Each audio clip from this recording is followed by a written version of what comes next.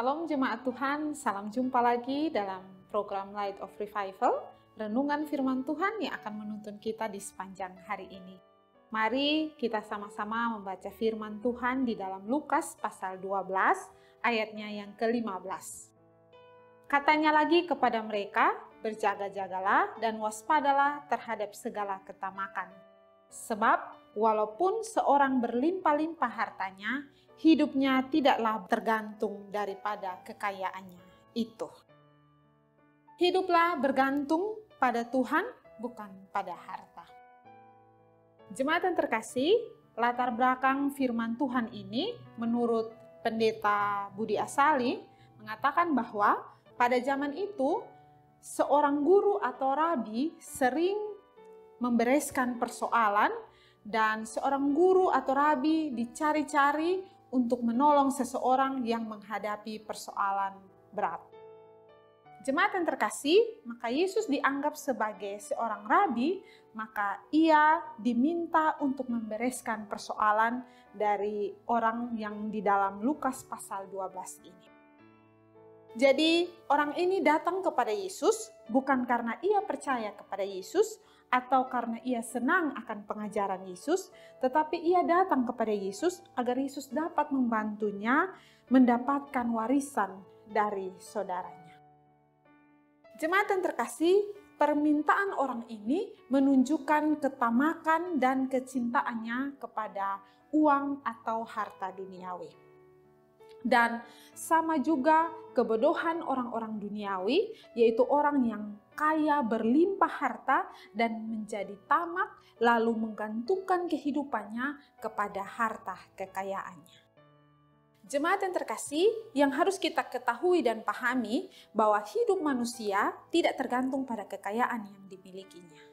Artinya bahwa kebahagiaan dan kesenangan kita tidak tergantung pada kepemilikan atas kekayaan yang melimpah di dunia ini.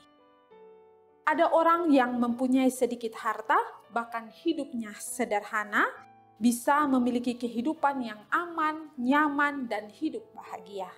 Sebaliknya, orang yang mempunyai banyak harta duniawi, namun hidup mereka menyedihkan.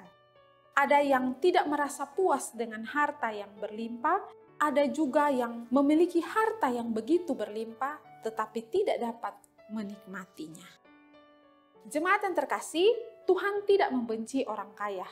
Tuhan juga tidak membenci kekayaan. Kalau Tuhan izinkan kita kaya dalam hidup ini, janganlah gantungkan kehidupanmu pada kekayaanmu.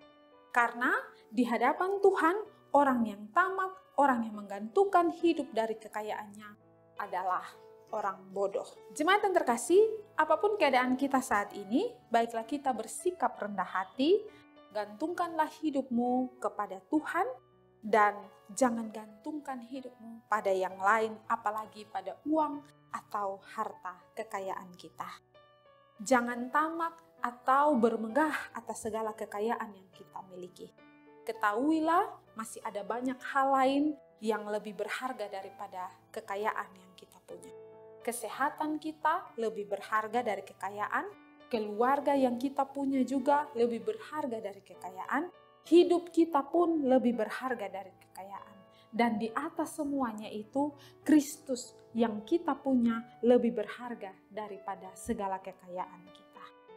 Sekali lagi, boleh kita mengumpulkan harta, namun jadilah kaya di hadapan Tuhan, yaitu berlimpah kasih karunia. Kita yang masih hidup di dunia ini, mari kumpulkanlah harta di surga. Seperti dikatakan Matius 6 ayat 19, janganlah kamu mengumpulkan harta di bumi ngengat dan karat merusakannya dan pencuri membongkar serta mencurinya. Matius 6 ayat 20, tetapi kumpulkanlah bagimu harta di surga ngengat dan karat tidak merusakkannya, dan pencuri tidak membongkar serta mencurinya. Kiranya renungan hari ini boleh menolong dan memberkati kita. Mari kita berdoa.